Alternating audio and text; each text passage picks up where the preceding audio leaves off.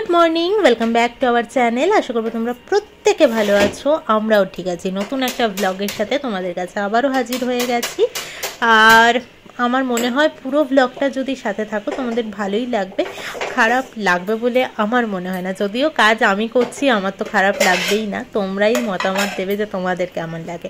যাই হোক, রান্নাঘরে ঢুকেছি। আজকে হচ্ছে বৃহস্পতিবার, কিন্তু মা মামুনি মানে আমি যাদেরকেই দেখি না কেন কলকাতায় বৃহস্পতিবার মানে একটা আলাদা চাপ থাকে, কারণ পুজো দেওয়ার ব্যাপার থাকে একটা আলাদা করে, বেশ অনেকক্ষণ ধরে লক্ষ্মীর ঘর টট বসিয়ে। কিন্তু আমার এখানে আপাতত সেই চাপটা তো নেই। আর আমি একদিকে কড়াই বসিয়েছি, আরেকদিকে বসিয়েছি ভাত। ভাতের মধ্যে আমি ডিম সেদ্ধ দিই, তোমরা তো জানো। আর ফ্রিজ থেকে আমি মাছটা আনতে গেছিলাম, আমি ডিপ থেকে এমনি নর্মালে বার করে রেখে দিই রাত্রিবেলা, তো সকালবেলা না তাহলে ছেড়ে যায় খুব তাড়াতাড়ি। দেখো এর মধ্যে ছেড়েও গেল। আজকে ঠিক করেছি আমি কিচ্ছু রান্না করবো না, শুধু মাছের ঝোল করবো আর ভাত বানাবো। তো মাছের ঝোলটা করবো হচ্ছে ফুলকপি, আলু, শিম, ঢ্যাঁড়স সবটা দিয়ে। ঢ্যাঁড়স আমার জন্য নয়, প্রমির জন্য অবশ্যই। তো আর ডালের বড়িও দেবো। আর সত্যি বলছি, আমি যে বড়িগুলো বানিয়েছিলাম অসাধারণ খেতে হয়েছে। অসাধারণ বলতে বড়ির মতনই খেতে হয়েছে, আলাদা কিছু খেতে হয়নি অবশ্যই। তবে হ্যাঁ, দোকানের থেকে একটু আলাদা রকমই খেতে লাগছে। বাড়ির বানানো বড়ি বলে কথা, কোনো ভেজাল নেই, তাই জন্যই হয়তো ভালো লাগছে।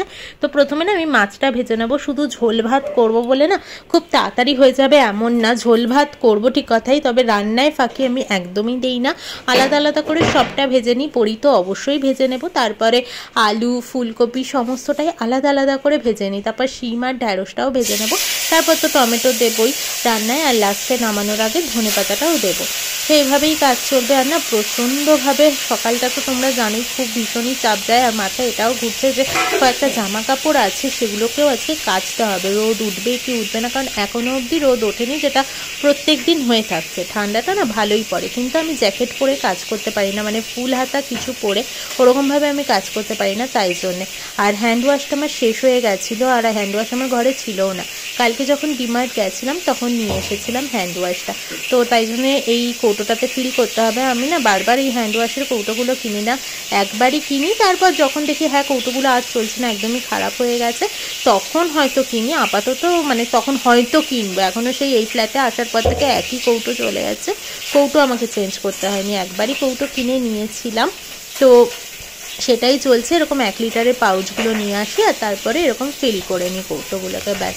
আর মোটামুটি একদিকে কাজ চলছে, আরেকদিকে যে আমি এইসব কাজও করছি। আর এদিকে না ফুলকপির জলটা আমি ঝরিয়ে নিলাম, কারণটা হচ্ছে ফুলকপিটা আমি একটু ভাপ দিয়ে নিয়েছি। আমি সবসময় একটু ফুলকপিটাকে ভাপিয়ে নিই, তাহলে আমার মনে হয় যে গ্যাস ট্যাসের থেকে একটু সম্ভাবনা কম থাকে, এই আর কি। আর প্রথমে বড়িটা ভেজে নেব, তারপর আমি ফুলকপিটা ভেজে নেব, আলুটা ভেজে নেব, মানে প্রথমে আলু ভাজবো, তারপরে ফুলকপি ভাজবো, তারপর ঢ্যাঁড়স আর শিম একসাথে ভাজবো। আর তারপরে ঢ্যাঁড়স আর শিমটাকে ভেজে আর নামাবো না, কালো জিরেটা ওর মধ্যেই ফোড়ন দিয়ে নিয়ে তারপর সমস্ত সবজিগুলো মানে আলু আর ফুলকপিটা ওই ঢ্যাঁড়স শিমের মধ্যে দিয়ে নিয়ে তারপর সমস্ত ড্রাই স্পাইসেসগুলো দিয়ে ভালো করে কষিয়ে নেবো, তখন টমেটোটাও দিয়ে দেবো।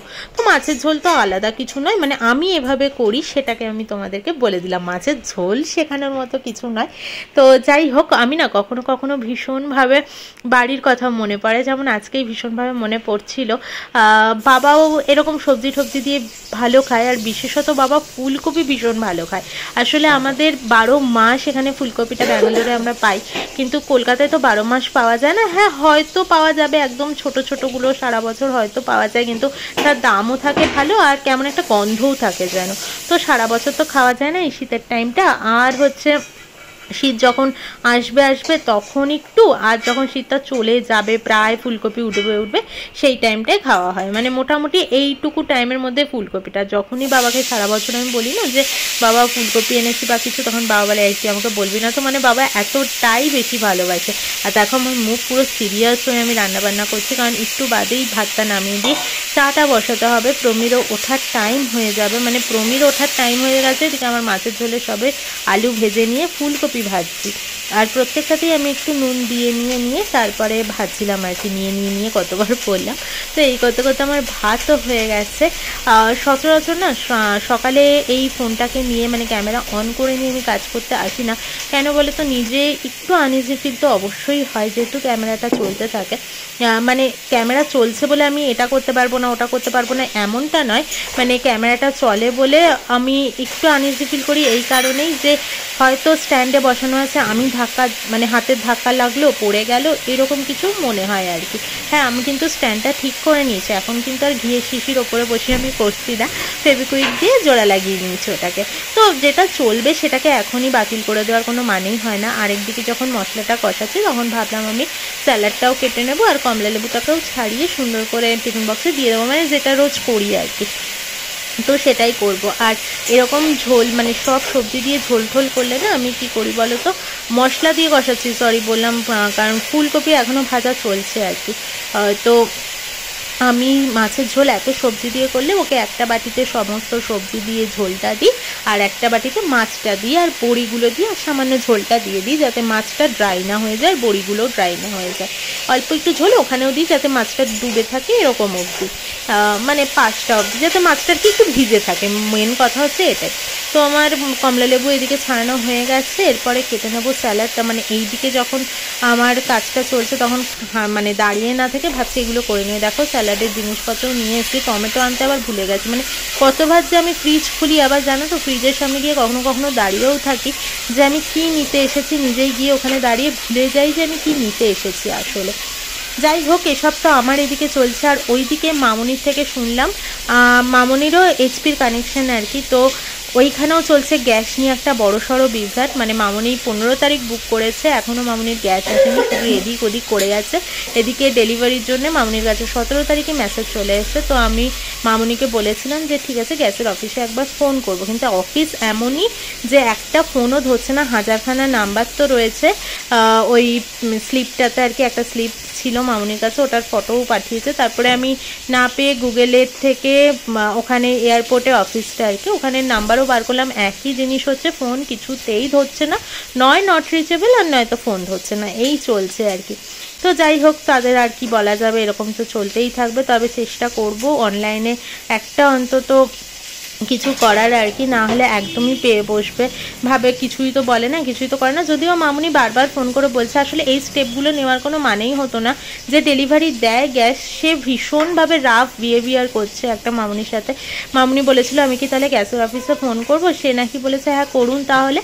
এবার করেনি সেই দিনকে মামুনি, পরের দিন মামুনি আবার ফোন করে বলেছে কি গো গ্যাস দিলে না, কারণ বলছে কেন আপনি তো বলেছেন গ্যাসের অফিসে ফোন করে আমার নামে কমপ্লেন জানাবেন, তাহলে জানাননি কেন। মানে ভাবো কতটা ডেসপারেট হলে লোক এরকম ধরনের কথা বলতে পারে যে কেন করেননি আমার নামে কমপ্লেন। মানে আমি না সিরিয়াসলি শুনে যে কোনো কাস্টমারের সাথে কেউ এভাবে বিহেভিয়ার করতে পারে, তো জানি না অফিস কি নেয় স্টেপ বা কিছু। যাই হোক আমার মনে হয় না কোনো স্টেপ নেবে, কারণ অফিস নিজেই তো ফোন তুলছে না, তো আর কি করা যাবে। যাই হোক আমার রান্না এদিকে অনেকটাই এগিয়ে এনেছি, মানে সমস্ত ভাজা মোটামুটি হয়ে গেছে আর কি। এবার সমস্ত সবজিগুলো দিয়ে মশলা দিয়ে কষিয়ে একটু একটু জল দিয়ে কষাবো, কারণ মশলা আবার পুড়ে গেলে বাজে লাগবে খেতে। ভাবো তাহলে এক মাছের ঝোল কিন্তু আমি 45 মিনিট ধরে করে যাচ্ছি, মানে যেটা করব সেটাই ফাঁকিবাজি দেবো না, এরকম আর কি ব্যাপার একটা। তো আর প্রমিকে দেবো চা, একদিকে চাও বসিয়েছে আর একদিকে মশলাটাকে কষাতে থাকবো। আর ওইদিকে তো ভাত নেমেই গেছে, ভাবছি টিফিন বক্সেও রেডি করতে থাকবো।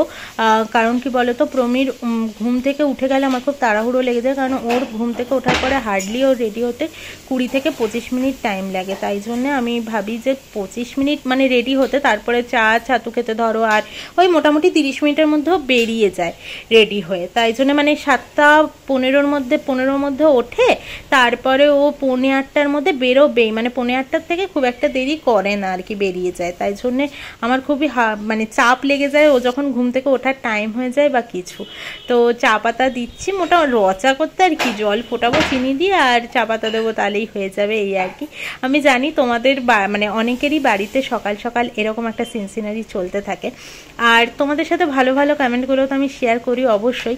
আমার এক ইউটিউব ফ্রেন্ড আছে, আন্টি বলবো তাকে আমি, আমার মনে হয় বয়সটা তার সেমই হবে, আমি তার চ্যানেলের নাম বলছি না, তার কারণ দেখো কারোর থেকে পারমিশন নেওয়া উচিত এই বিষয়ে কথা বলতে গেলে। আমার মনে হয় সব বিষয়েই, যেহেতু আমার এটা একটা সোশ্যাল প্ল্যাটফর্ম, তাই জন্য আমার মনে হয় যেটাই আমি বলবো না কেন আমার কথার বাইরে গিয়ে অন্যের ব্যাপারে তার থেকে পারমিশন নেওয়া উচিত। এমনকি আমি অনুরূপাদের বাড়ি যেদিন গেছিলাম সেটাও কিন্তু আমি অনুরূপার থেকে পারমিশন নিয়েছিলাম যে আমি বলবো কিনা ব্লগে।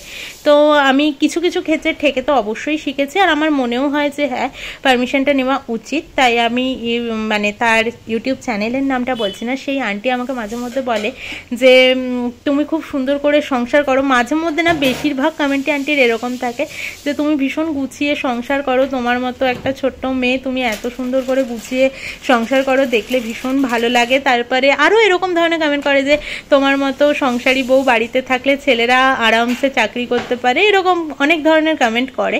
যাই হোক, শুধু আমি বলবো না, হয়তো আমার কাজগুলো তিনি দেখছেন তাই জন্যে বলেন, আমার মতো অনেকেই আছে যারা হয়তো ভালোবেসে কাজটাকে করে। আর সত্যি কথা বলতে আমি এই কাজটাকে ভালোবেসে করি, তাই জন্যই হয়তো আমার কাছে এই কাজগুলোকে হেডেক মনে হয় না। তো হ্যাঁ, বলবো না যে একেবারেই রোজ মন থেকে করছি, এক দুদিন একটু আলসেমি লেগে যায়, তোমরা জানো, তখন আর দিতে পারি না প্রমিকে এক দুদিনের জন্য টিফিন। একদিন খুব মানে মাসে হয়তো একদিনও বলবো না, এরকম হয়তো 4-5 মাস বাদে একদিন হলো, এরকম একটু ইচ্ছে করে না। ঠান্ডা পড়েছে তো এখন, ওই জন্য। গরমে কিন্তু একদিনও মিস যায়নি, এই ঠান্ডাতেই 2-3 মাস অন্তর হয়তো একদিন করে বাদ চলে যাচ্ছে, এরকম হচ্ছে আর কি। সেই দিনই দেখেছো তোমরা একদিন মিস গেছে, তো এরকম হয় আর কি। দেখো, প্রমিও আমাকে সে ব্যাপারে কিছু বলে না, কারণ আমারও একটা ইচ্ছে অনিচ্ছের দাম আছে। তারা তোমরা শনি রোববার করে ছুটি পাও, মানে যারা চাকরি করে আর কি, আমাদের তো হাউসওয়াইফদের তো আর সেরকম কিছু নেই, তাই জন্যে মনে হয়, তাই জন্যে অত কিছু ভেবেই হয়তো প্রমি কিছু বলে না বা এরকম কিছু। যাই হোক, অবশেষে আমার মাছের ঝোল কমপ্লিট হয়ে এসেছে, তো ধনে পাতাটা দেবো এবার, মানে দিয়েও দিলাম, তোমরা দেখতেই পাচ্ছ। মাছের ঝোলটা প্রায় ফুটে এসেছে, আমি ধনে পাতা দিয়ে বেশিক্ষণ ফোটাই না, নাড়াচাড়াও তেমন একটা দেবো না, তো প্রায় হয়েই গেছে। আচ্ছা, তোমরা কিছুক্ষণ আগে ফিসে একটা আওয়াজ পেয়েছো কিনা জানি না, কারণ তোমরা বুঝতেই পারছো আমি ভয়েসে কথা বলছি, এটা পরে ভয়েস ওভার দিচ্ছি। প্রমি পাশ থেকে বলতে বললো যে ও কিনে খেতেও একটু বেশিই ভালোবাসে। তোমরা অনেকেই জেনে গেছো ও বাইরের খাবার খেতে কতটা ভালোবাসে, মানে যেদিন আমি বলি যে মানে আমি দিতে পারবো না আজকে খাবার, ওর কি মনে হয় বলো তো, ওকে আমি ছাড় দিলাম একদিনের জন্য, ব্যাপারটা এইরকম থাকে, মানে লাঞ্চ টাইমেও একদিন ছাড় পেলো যে ও বাইরের খাবার খেতে পারবে। সেদিন কি আনন্দের সাথে অফিস চলে যায়, ব্রেকফাস্টে ভেদু বড়া, তারপর দুপুরে চিকেন বিরিয়ানি, এসব কিনে কিনে বাবু খান আর কি। তো আমি চেষ্টা করি যতটা পারি বাড়ি থেকেই দেওয়ার, কারণ ও না চলে গেলে আমারও রান্না করতে আর পরে ইচ্ছে করে না, আমাকেও রান্না করতে হবে, খেতে হবে আর কি দুপুরে, সেটাও একটা ব্যাপার আছে।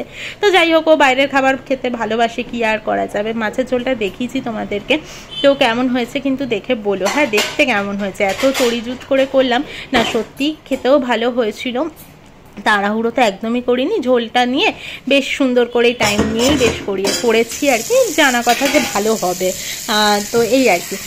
যাই হোক, এবার ছাতু শরবত আর লাস্ট আরেকবার রচাটা গরম করবো, মানে একবার তোকে দিয়েছি, ওটাকেও চলে গেছে বাথরুমে, আর 1 কাপ ও বেরিয়ে খায় আর কি, ড্রেস ফ্রেস পরে ছাতু শরবতটা আর 1 কাপ চা খেয়ে নেয়। ছাতু শরবতটা করতে না তেমন কোনো অসুবিধা হয় না, ছাতুটা দিয়ে আর নুন, মানে বিট নুন দিয়ে, আমি এমনি নুনটা দেই না, বিট নুন দিয়ে জল দিয়ে হয়ে যায়। তার সাথে কখনো কখনো খেজুরও দেই, আজকে খাবে না বলছে। আর দুধ মুসলিটা সকালবেলাটা মাঝে না খাচ্ছিল, কিন্তু এখন খুব একটা খেতে চাইছে না, কি না ওর দেরি হয়ে যাচ্ছে, আর গরম দুধের মধ্যে মানে দিয়ে দিলে মুসলিটা একটু নেতিয়ে যায় আর কি, সেটা আবার বাবু খাবেন না, একটু কর্মর করবে তবে ভালো লাগে খেতে। এবার দুধ গরম করে নিয়ে ঠান্ডা করা ওই টাইমটা না পাই না আমি ঠিক, ওই জন্য আমার হয়েও ওঠে না। যাই হোক, মোটামুটি কাজ গুছিয়ে এনেছি, এবার টিফিন বক্সগুলোকে আটকে দিয়ে সমস্তটা গুছিয়ে নেব, আর নিয়ে ওকে ব্যাগে পার্সেল করে দেবো। ব্যাগে আরও একটা জিনিস ভরতে হবে, যেটা সিক্রেট সেন্টার গিফট আর কি। আর ও না অফিস থেকে এসে গল্পও বলছিল, ওরা সিক্রেট সেন্টার গিফট নিয়ে ভীষণ বেশি মজা করেছে। ওরা প্র্যাঙ্ক গিফট দিয়েছে প্রথমে, কেউ চুড়ির বক্সের ভেতরে হয়তো ভালো গিফটই রয়েছে, কিন্তু চুড়ির বক্স যেরকম প্রমি পেয়েছে, যে চুড়ির বক্সের মধ্যে চকলেট ভর্তি, তারপরে পেনের বক্সের মধ্যে একটা ওয়াটার মোবাইল গেম, আমরা ছোটোবেলায় খেলতাম না, একটা সুইচ টিপলে দুপাশে দুটো বাউন্ডারি থাকতো, তার মধ্যে রিংগুলো গিয়ে গিয়ে ঢুকতো, ওয়াটার গেম, তো ওই রকম একটা পেয়েছে। আর ওটা নিয়ে ও অফিস থেকে নিয়ে আসার পরে আমি আরও কিছুক্ষণ খেলেওছি, মানে আমি আগে খেলেছি, আমার মনে হয়েছে ভালো একটা টাইম পাসের গেম পাওয়া গেছে, বেশ ভালো লাগে। ছোটোবেলাগুলোকে না মনে হয় মনে করিয়ে দিলে, এই মেমোরিগুলো তো আমাদের প্রত্যেকেরই আছে বলে। আর একটা আছে যেগুলো ওই টিপ ফোনগুলো ছিল, মোবাইলগুলো, একটা সুইচ টিপলেই ধুম্মা চালে করে গান হতো, তো ওটা আমি কিনেছিলাম দীঘাতে গিয়ে, মনে আছে মা বাবার সাথে দীঘা ঘুরতে গেছিলাম, ওখানে গিয়ে বাবা আমাকে কিনে দিয়েছিল, আর কি মজা পেয়েছিলাম। এক একটা করে সুইচ টিপতাম আর কিছুক্ষণ বাদ বাদ ধুম মাচালে করে বেজে উঠতো। আর কোনো গান হতো কিনা আপাতত মনে পড়ছে না। তো যাই হোক, এবার আমি ঘর ঠর ঝাড় দিয়ে নিচ্ছি। হ্যাঁ, কিছু কিছু কথা তোমাদের সাথে এই কাজগুলোর সাথে সাথে আমিও শেয়ার করতে পারছি, বেশ ভালো লাগে। আর বাবু চলে এসছেন খেতে। আজকে কি মনে হয়েছে নিজেই আবার ফোনটাকে সেট করে নিয়েছে, মানে ওই আর কি একটু ক্যাত মেরে নিল এই ব্যাপার স্যাপার। তো ছাতু আর ও চাটা খাবে, তারপর ওকেও যাবো আমি নিচে ছাড়তে। আর আজকে আমার ডাস্টবিন ফেলা নেই একটা রক্ষে, এর মধ্যে যদি ডাস্টবিন ফেলা থাকে তাহলে তো আরোই লাফানো ঝাপানো করতে হয় এই আর কি। এই দেখো আমি প্যাক করে দিয়েছি। ও সিক্রেট সান্টা হিসেবে গিফট দিয়েছে হচ্ছে একটা কফি মাগ আর হচ্ছে একটা ক্যান্ডেল, সেন্টেড ক্যান্ডেলগুলো ল্যাভেন্ডারের দিয়েছে। হ্যাঁ, ল্যাভেন্ডারের আর একটা কফি মাগ কেনা হয়েছিল। তো প্রথমে না ওর গিফট উঠেছিল, মানে যাকে ও সিক্রেট সান্টার গিফট দেবে আর কি, তার নামটা উঠেছিল ছেলেদের। তো সেটা নাকি সবাই অফিসে জেনে গেছিলো বলে আবার নাকি হয়েছে, তখন লটারি হয়েছে আর কি নামের। তো তখন আবার উঠেছে নাকি একটা মেয়ের নাম। তো ভাগ্যিস গিফটে এরকম ছিল যে ইউনিসেক্স মতো আর কি, যে হ্যাঁ কফি মাগও দেখো আমরা মেয়েরা ছেলেরা দুজনেই ব্যবহার করতে পারি, আর সেন্টেড ক্যান্ডেল আমরা মেয়েরা ছেলেরা দুজনেই ঘরে জ্বালাতে পারি। তো এরকম একটা গিফট ছিল বলে ভাগ্যিস প্রমি বেঁচে গেছে, তাই মেয়ে ছিল তাও বেঁচে গেছে ও আর কি। যাই হোক, আজকে না কেউ সেরকম ভাবে খুব ভালো গিফট দিয়েছে এটা নয়, সবাই আজকে প্র্যাঙ্ক গিফটগুলোই দিয়েছে, কিন্তু প্রমি সেই বিষয়ে কিছু জানতো না, তাই ও প্রথম দিনই সিরিয়াস গিফটটা নিয়ে চলে গেছে। প্র্যাঙ্ক গিফট আর সে পায়নি। সবাই প্র্যাঙ্ক গিফটে আরও কত কি দিয়েছে, আর যেগুলো দিয়েছে সেগুলো আর বলা যাবে না। যাই হোক, চলো প্রমিকে নিচে ছেড়ে দিয়ে আসি, তারপর আসি তোমাদের কাছে। ফাইনালি অনেক কাজও আছে বটে। স্নান দান সবটা কমপ্লিট হয়ে গেছে, পুজোও দেওয়া হয়ে গেছে। আর ধূপের গন্ধটা কি ভালো লাগছে। কালকে ডিমার্ট গেছিলাম না, নিয়ে এসেছি। আমার না এক এক ধরনের ধূপ ধরাতে খুব ভালো লাগে। অলরেডি বেজে গেছে এখন 10:40। পুজো দিয়ে আজকে এমনি বৃহস্পতিবার একটু যদিও ঘটফট বসাই না, তাও ফুল টুল আর কাপড় ঠাপড় চেঞ্জ করে দিলাম ঠাকুরের। আর কালকে দেখো আমি না এই এয়ারটাইট কন্টেনারটা কিনেছি, যদিও আমার ঘরে মাইক্রোওভেনে আমি আটা মেখে রাখবো বা কিছু ফ্রিজে রেখে গেলে মাছের ঝোল টোল রাখা যায়। 79 টাকায় পেয়েছি কালকে এটা ডিমার্টে, তাই জন্য আমি নিয়েছি। চলছিল আমারটা অনেকদিন ধরেই, তো ধরে চলবে বোধহয়। তো যাই হোক, চলো এবার অনেকগুলো কেচেছি এক বালতি, যার জন্য দেরি হলো। ঘর মুছে আমি কেচে টেচে স্নান করে এই পুজো দিলাম। 9টা অবধি বাড়িতেই বকবক করেছি, মামনি পাপার সাথে 9:45 অবধি, তারপরে মায়ের সাথে কিছুক্ষণ। তো চলো এবার যাই ছাদে। এক বালতি কাছাকাছি করেছি, মোটামুটি এক তার মেলে দিয়ে গেলাম। কালো শার্ট থেকে শুরু হয়েছে, ওরই নীল গেঞ্জিতে মোটামুটি শেষ হয়েছে। জানি না শোকাবে কিনা, হয়তো জলটা ঝরে যেতে পারে। প্রায় এখন 5:30 বেজে গেছে। আমি নিয়ে এলাম জামা কাপড়গুলো, তো একটু ভেজা ভেজা রয়েছে আর কি, কিন্তু এরপর সন্ধ্যাও নেমে যাবে, বেকার ছাদে রেখেও লাভ নেই। তাই ভাবছি এমনি ছড়িয়ে ছড়িয়ে একটু দিয়ে রাখি, কালকে আবার রোদ খাইয়ে এনে তারপরে ভাঁজ করে তুলে দেবো। তো এরকমই প্ল্যান প্রোগ্রাম করলাম এই আর কি, আপাতত রেখে নিই এখানে। তো চলো আজকের মতো ব্লগটা এখানেই শেষ করে দিচ্ছি। কালকে আবারও আসবো একটা নতুন ব্লগের সাথে। টাটা।